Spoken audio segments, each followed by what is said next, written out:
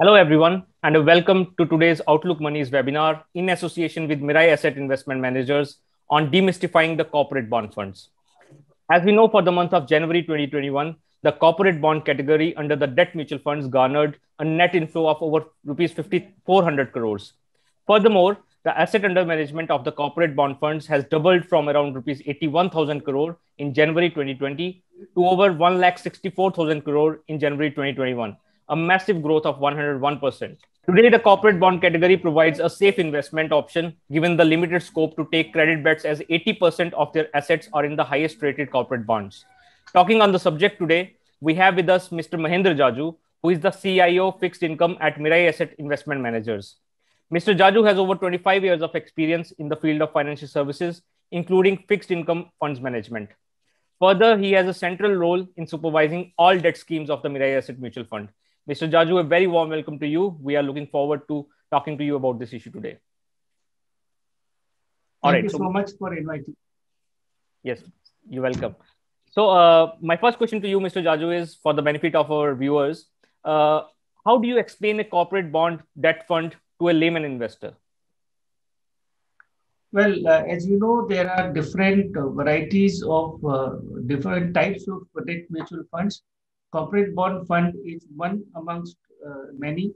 In the case of the corporate bond fund, at least 80% of the funds AUM has to be invested in corporate bonds rated EE plus or higher, which means a very high safety situation, because the EE plus corporate bonds default history in India is extremely, and the remaining 20% is at the discretion of the fund manager in order to manage liquidity and other risk parameters. As per the current SEBI guideline, all these funds have to maintain at least 10% in liquid assets, which are defined as treasury bills, TREPS, or the government securities. So you see that 90% of the fund is invested in very high credit quality instruments. And then the fund manager has the discretion to decide what maturity of the fund he maintains. So the fund structure also allows for the flexibility to manage the interest rate risk in a dynamic manner. So this combination, I believe, is a very good feature, which offers a good option for the investor. Right, like you said, there are investments in kind of top rated corporate bonds, so that they are relatively safer compared to other kinds of investments. But can you tell us what are some of the other prominent features and benefits of investing in these kind of funds, corporate bond funds?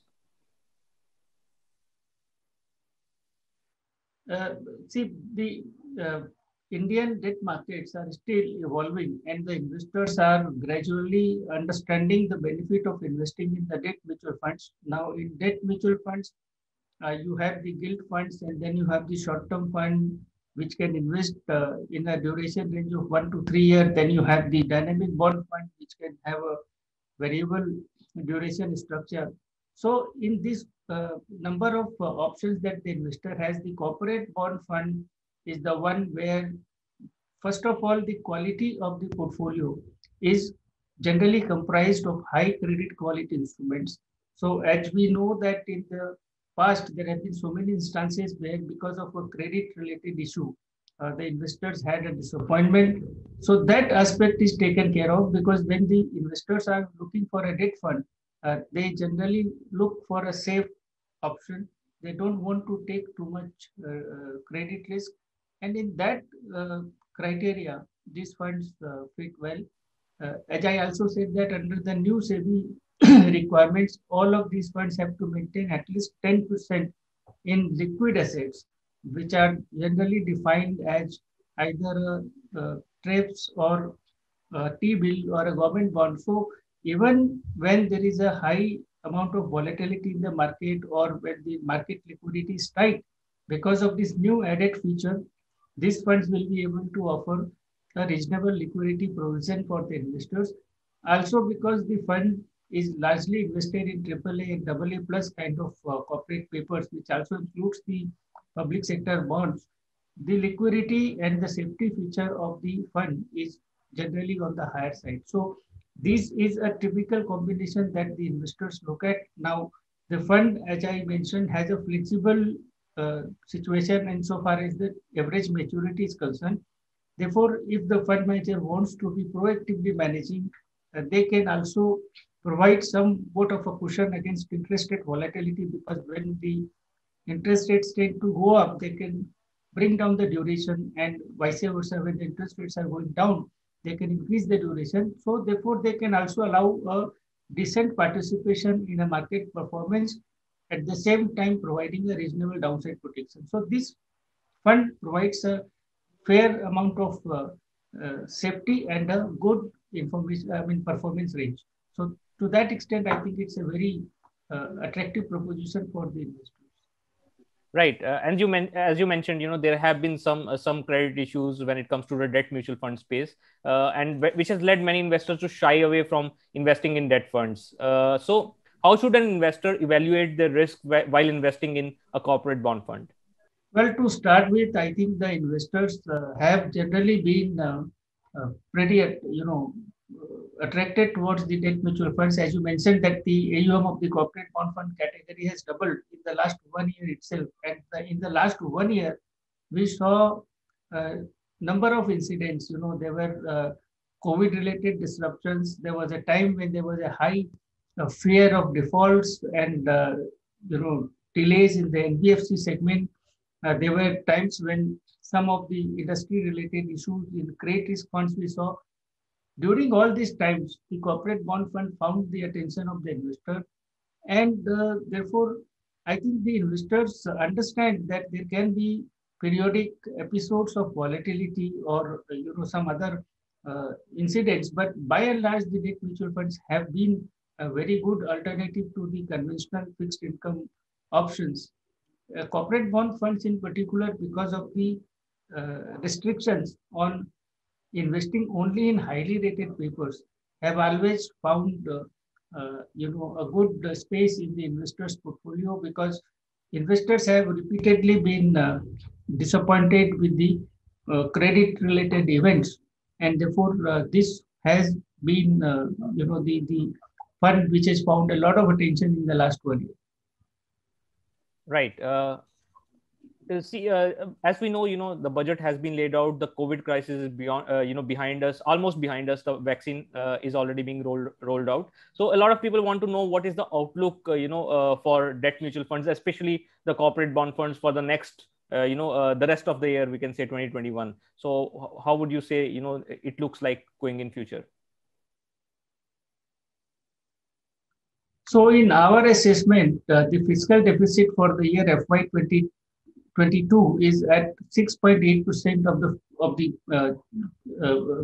GDP, and the gross borrowing amount in absolute terms is around 12 lakh crores, which is on the higher side. On top of that, the economy is expected to grow at about 10.5% as per the Reserve Bank's last monetary policy projections. The budget has shown a GDP nominal growth rate of about 14.4%, which means that if the economy is going to grow at this pace, then the corporate sector borrowing requirements will also increase. So therefore, on one hand, you have a large government borrowing program. On the other hand, there is likely to be a pickup in the credit demand from the corporate sector. So there is likely to be some crowding out of the private sector borrowing requirement, which might mean that bond yields may go up, and within that, the corporate spreads may widen. And that is happening at a time when the large, good quality companies may be borrowing. So you are going to either be worrying about the fact that the interest rates are going up, but their interest rates are cyclical in nature. They will come back down when the environment improves. But in the current year, there is a possibility that one may be able to invest into high quality companies at very attractive spreads. And that, in my view, is an opportunity that will come during the current year. So investors need to focus on the opportunity that is likely to be available, rather than worry too much about the short-term impact of what happens if the interest rates go up and whether my NAV will get affected or not. In our view, if the investors remain invested for one full interest rate cycle, then they are going to end up with a happy experience of investing in debt mutual funds. It is important to remind once again that most of the time it is the credit related incident that have a more lasting impact on the NAV rather than the interest rate volatility. So I believe that this will be a year to create a good portfolio of high quality companies at attractive yields. Right. Thank you so much. Now, the budget was recently laid out, in which the finance minister hinted that the retail investors can invest in GSECs or government securities. Do you think that this will change the landscape of overall debt mutual fund investment, and what this means for a layman, debt mutual fund investor? So for the debt mutual fund investor, this doesn't change anything, because if the investors are able to participate directly into the gilt market, it will typically replace the tax-free bond and the small savings investors. They can also approach the gilt directly through the Reserve Bank. As far as the debt mutual fund investors are concerned, they come to a product which gives them the market-related return, which gives them the tax advantage of long-term capital gain if they remain invested for a long term. They get the advantage of the experience and skills of the fund manager in terms of dealing with interest rate volatility. Credit risk is not an issue, because in gilt they are the highest and most safe instrument. So I think the target for the retail gilt and the target for the debt mutual fund are two different sets of investors. There could be some overlap, because some debt mutual fund investors may also look at the gilt. The other part is that the gilt direct is something which is just about starting, and we have to see how it shapes up. But my first sense is that it will be more a replacement option for, or alternate options for, people who invest directly into the tax-free bonds, which are now generally not available in good volume, and for people whose small savings limits have been exhausted. Thank you so much, Mr. Jaju. That was, a great and insightful conversation that we had with you. I hope our viewers would have had, understanding of how corporate bond funds work and how they should approach corporate bond funds after watching this episode. We will be back with another episode soon. Till then, goodbye.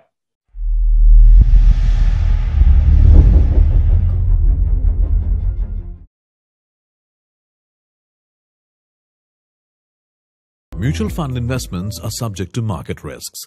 Read all scheme-related documents carefully.